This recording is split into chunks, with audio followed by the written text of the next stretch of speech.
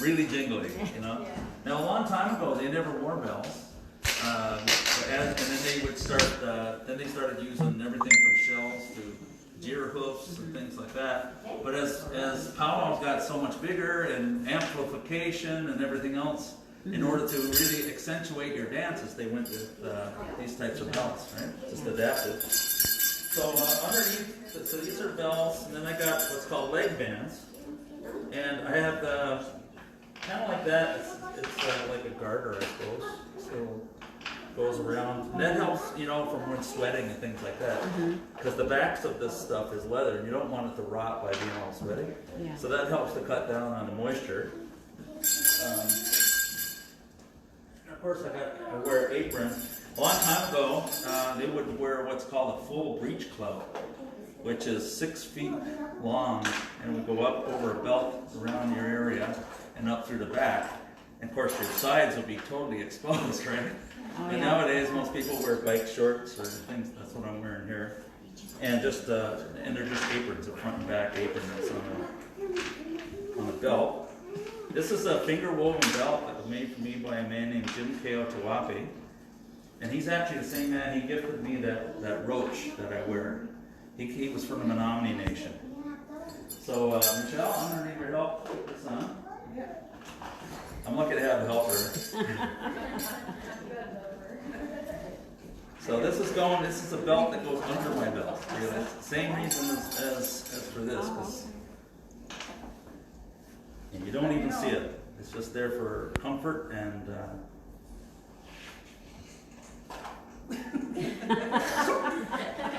girdle. yes. Yep. Girdle. Not mom's girdle. Tighter. Really? Yeah. Okay. Thank you. And then there's the belt. Now this here, that's a tack belt. These beaded parts are called side tabs. And they're just meant to kind of add color and movement to the sides of the outfit, right? So they go like this. That all looks very heavy. Yeah, very heavy. No, how can you dance? We met during the summer when it's so hot, it gotta be. You should have been in Listovich when we were that year, and it was not as hot here as a whole. Listovich is a Mi'kmaq community just outside of New Brunswick. It's right inside Quebec. It's right across the bridge. Big there. Cove? What's that? That Big Cove? No, it's No, no. northern. Listovich. Oh, Quebec side. It's, what's that? Campbell? Is it Campbell? Yeah, there's a bridge there. Campbellton is on one side of Listovich. I was thinking about Isabuktuk, but it's different. Yeah, Big Cove changed their name to that. It's a book. So, Man. see kind of how it goes. So it covers the sides. It covers the sides. Brings that, so we got that part together. I'll go with this. The weight of here. every piece. This is the breastplate. Now I told you guys about the breastplate that obviously a long time ago it was a form of armor. But it also became a trade item. So people, the longer they were, the more they were valuable. And they used to trade these right over for things. They might be trading for furs or whatnot. And the men's style usually go this way, where the women's style go more this way. And this is northern traditional style stuff. This type of beadwork style comes from the old war shirts that the men used to wear, the buckskin war shirts and scalp locks and all these things on them. They used to have a centerpiece like that on it. So that's what's inspired that. Is that bone or bead? These are bones. The white? Yeah, these are bones. I think, believe it or not, I think they're made from camel bone. They were European manufactured as a trade item, right? And now we would have used probably the bones, the wing bones of ducks and geese and things like that, because you can hollow them out pretty easy. And that's what we would have traditionally probably used. Around the collar. Yeah. Yeah.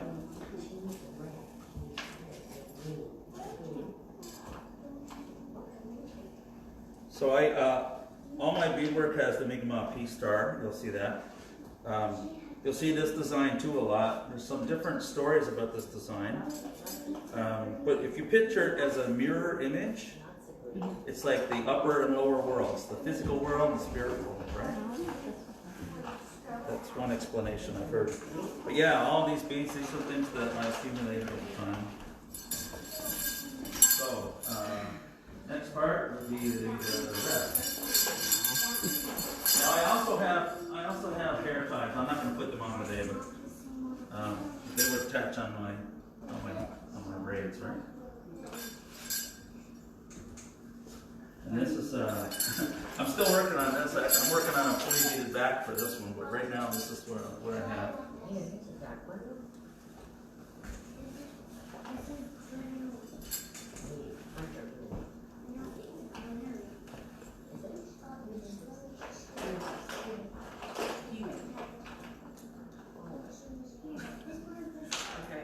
And if you like this beadwork, we teach how to do beadwork and stuff. We'll be starting a friendship. The people of the Non-Indigenous Friendship Center will be starting up a group again in November. So if you're on Facebook, you can friend us, whatever, and see Come things. out a few times and learn the different techniques, and he puts it on the site and bring it back here. So we're getting there. Yeah, exactly. You definitely want It's to. fun, would be great. Now I'm going to ask Michelle to put the rope on. The chair. Yeah, let's hold the chair up here. The thing is, you explain this here by coming out as a dancer. A lot of people dance without coming out as a dancer, but we did.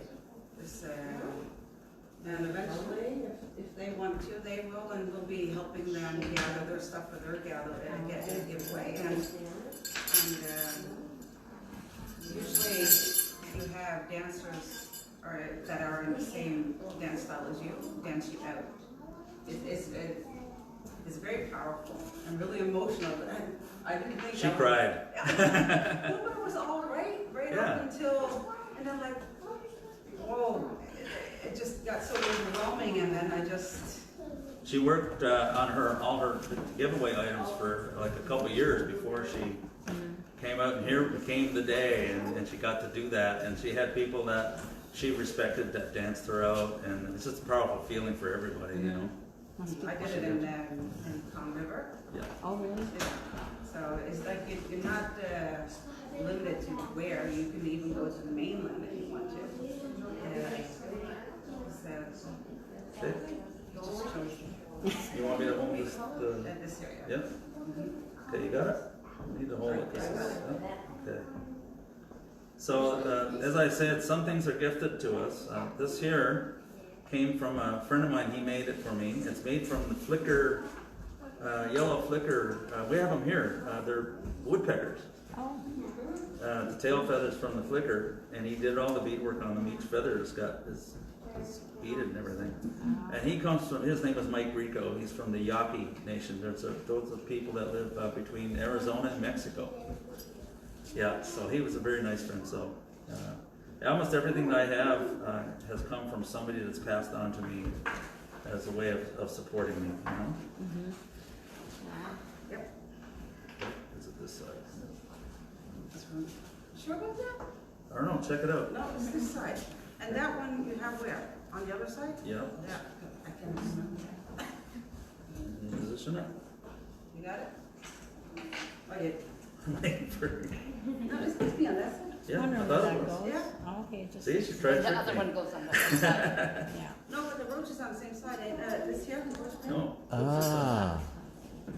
opposite Maybe it's the side. way I'm standing, like maybe the RV. I may stand the other way. That way you have some on both sides. Confused. So I gotta get it through one of these little loops in the hair. Luckily, there's not no wind here, so. Now the roach, a long time ago, not everybody had a roach. These were warriors that were, you know, that earned that right. Kind of like veterans today, that where they have their, you know, Purple Heart and whatnot. You know, their things that they had earned. But people today wear them in honor of those warrior societies today to remember. Yeah. It should get your hair.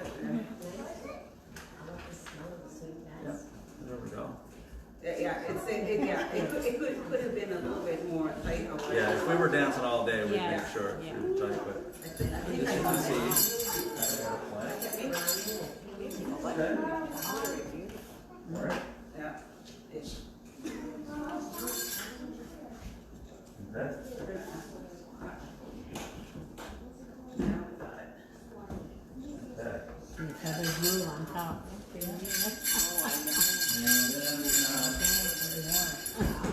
We'll definitely appreciate powwow dancers after this. Yeah, no kidding. I know.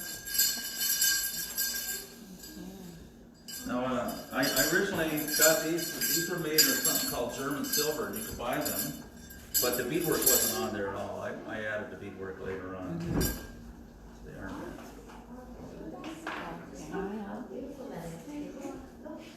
All the different parts that go together, right? That's a lot of work to be dressed. Oh, and all the bells going. Yeah, so that's the basic part of the regalia. Looks like I gotta fix this because last time I actually lost a few pounds, been working on it, and I noticed everything's getting a little looser, which is good. But yeah, Slight modification. yeah. We didn't get the dance this year, so this is the first time putting it on. So with that, let's see what time are we at. Okay, so we're almost right up to lunchtime. So what we'd like to do is after everybody's done having some lunch, whatever you say, we'll come back and we'll do some dance styles. Show people some different things. Any questions so far of everything you've seen?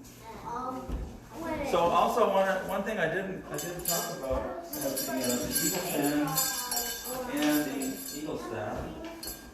So as I said, the eagle feathers are associated with prayer, and a lot of times men will use an eagle like an actual wing, or sometimes they'll use a flat fan, which is like what Michelle uses. But those are usually the styles that most dancers will use for prayer. The eagle staff, of course, a lot of the feathers represent communities and nations. Now there was a time this style of dance would have had a war club or some weapon of war that would have been used. These replace those, and it's all associated with strength and prayer. Even the eagle claw, reaching for the strength for the people, right? All the symbolism involved. The beadwork, the same thing. All my beadwork style is inspired. You might be wondering, well, why did he use the color yellow as the background? My daughter was just asking me that today. When I learned, when I was given permission to dance the style from the Northern Cheyenne, they said that the way they do it is whatever month you were born in, whatever time of year, the colors of that month is usually what they use for a background color. So I was born in September, so fall color. So I could have used orange, yellow, or red pretty much as a background color. If someone were born in the wintertime, maybe they would have a white as a background. Or summer, it may have been green or blue. You know, these are common things that they use. But now that doesn't mean that everyone has to do that. You can just go with colors you like. But I thought because they were the ones that gifted me this dance, that I would honor them by doing that. Even the moccasins, you notice, I don't know if you can see on mine. Yeah, see right here, there's like little tails on the end. Oh, yeah. That's traditional from their tribe. And it's a long time ago, they used to have long fringe on the backs of their moccasins trailing, covered their tracks in the sand. Oh. And so it's symbolic from that culture, right? So that's why that's a little bit about I know about the dance. Other tribes may have more stories and more information, but we've shared this style of dance all over the world.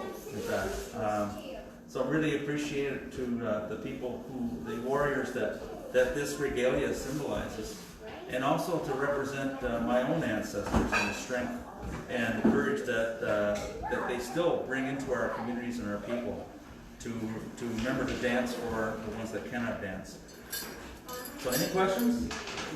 Yeah, I have a question. Yeah.